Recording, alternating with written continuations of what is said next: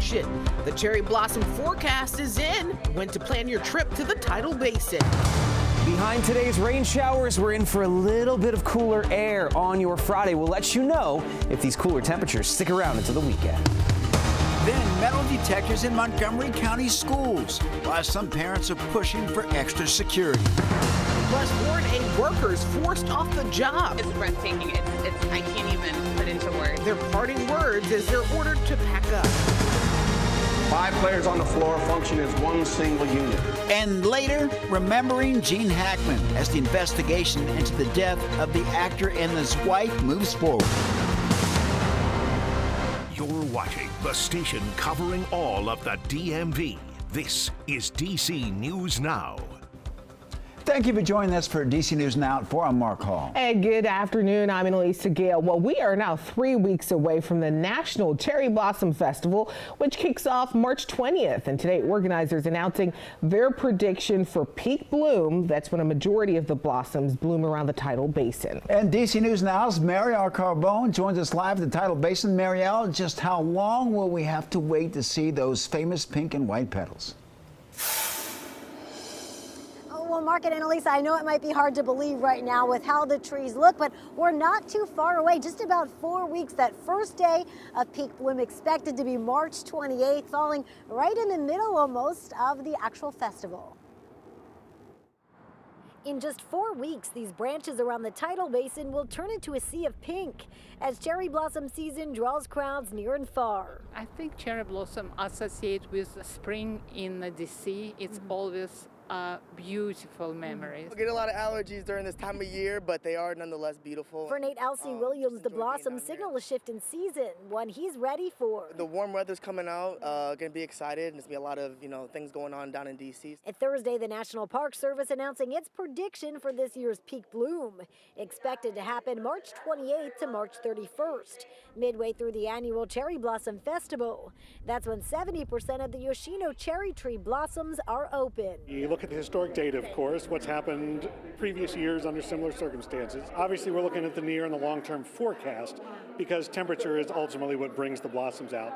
And then we actually look at the trees themselves. Mike Litteris with the National Park Service says things will look a bit different this year as the agency completes a $113 million project repairing the basin seawall. We haven't replanted the trees that had to come down. There's construction fencing, but all of the pathways are open, all of the roads are open. To navigate the impacts, organizers suggest using Metro. Discouraging people to drive down. If you need to park a little further away and walk down.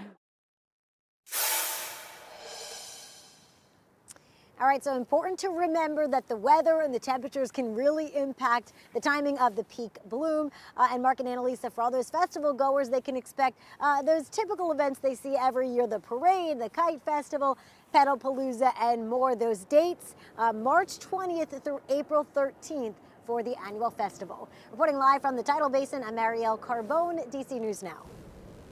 All right, Marielle, thank you. Let's head over to meteorologist Damon Madsen with a first look at our forecast. Yeah, Damon, I've been joking. I'm waiting to see if the baby comes before peak bloom or after.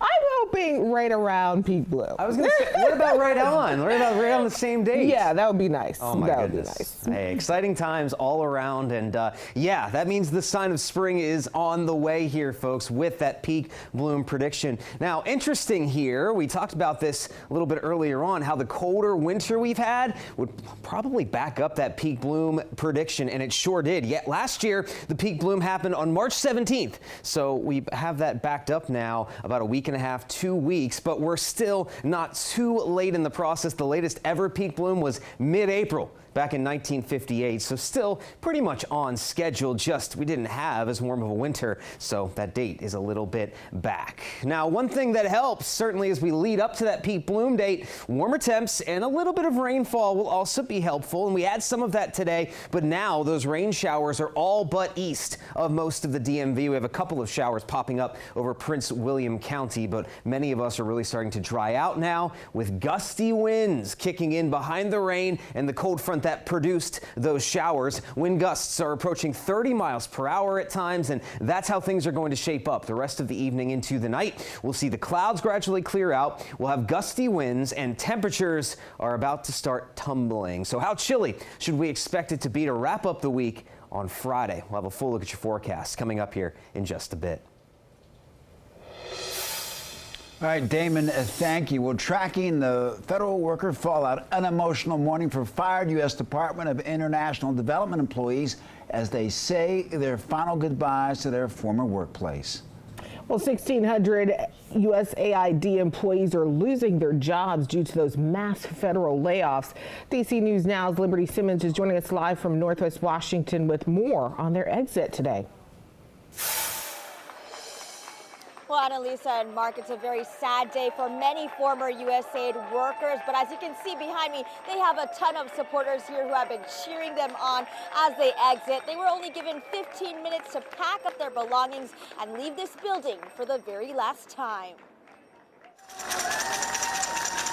The former USAID workers leave the Reagan building with their belongings to cheering supporters. These are great people that have done great things for the world and, dedicated their lives to this. And the least I can do is share some supports. Former staffers were allowed back in the building to gather their belongings and leave for good, many on the verge of tears. It just feels profoundly disrespectful to workers, to people who are, dedicating themselves to making things better, globally, so the problems don't come here. This comes as the Trump administration fires 1,600 USAID workers and aims to cut $60 billion in U.S. aid worldwide, saying it doesn't advance U.S. interests. I've worked in USAID for over 20 years, and it's always been to support America's interests. I don't understand the lies. The Supreme Court also sided with the administration Wednesday,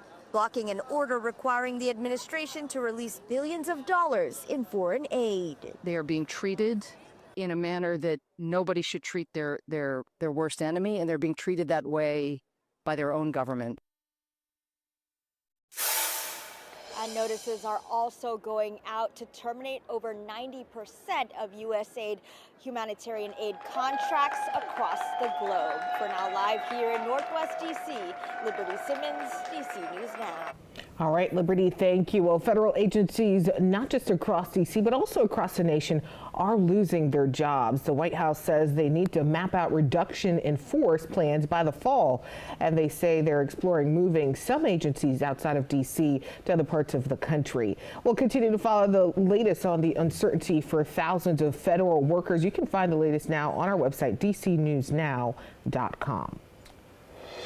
Well, two people are on the run, wanted for 21 burglaries across the district. Now, one suspect already in custody, but police are still looking for the two others.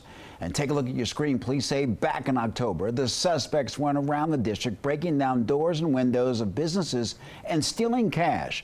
The crime spree took place across all four quadrants of D.C. between October 15th and October 31st. Police arrested Demetrius Woods yesterday. He's charged with 21 counts of burglary. We're told the suspects were seen driving off in a blue sedan. If you recognize any of them, call D.C. police. Right now, hundreds of parents are pushing for increased security at a Montgomery County high school after a pair of incidents prompted lockdowns. At DC News Now's Kevon Dupree. He covers Montgomery County for us, and he talked to the father behind the effort that's starting to gain momentum. Incidents at or near Bethesda Chevy Chase High School have led to lockdowns at the school twice within a week's time. It's been a big concern for a lot of people, including one father who's calling for improved security sooner rather than later. An off-campus fight that came with gunfire led to a lockdown at Bethesda Chevy Chase High School last week. Then on Tuesday, another lockdown after a student brought an airsoft gun into the building. Mark Minsker's son is a junior at the school. Minsker started a petition pushing for Montgomery County Public Schools to get metal detectors at all middle and high schools. As of Thursday afternoon, it had more than 350 signatures. I work at Jackson Reed High School in Washington, D.C., and as you may know, in Washington, D.C., we've had metal detectors in place in schools for at least the last 15 years. So I understand how they're used, the value of those. Montgomery County Executive Mark Elrich says the use of metal detectors has been a frequent part of recent conversations regarding school safety. They are not cheap. You have to figure out where you're going to put them, but I'm not opposed to getting them in there. Minsker appreciates the elements that have to be considered. Ultimately, he thinks metal detectors will help address some concerns when it comes to weapons on school campuses. I understand that it's a long process, that they have to do a review. I think that they probably owe it to families and stakeholders to speed that up as much as possible. And we reached out to MCPS for comment. The school district said, quote, "We are exploring weapons detection systems for potential use in our schools, but no immediate implementation is planned at this time." It went on to say, any potential implementation would require planning and integration with existing safety protocols. Reporting in Bethesda, I'm Kevon Dupree, DC News Now. Von, thank you. In Virginia, there's a new program to help veterans remember and reunite with their units. The Virginia War Memorial Foundation is announcing a multi-year Salute to Service program. The first one will be held in March of next year in Richmond. It will commemorate 35 years since Operation Desert Storm.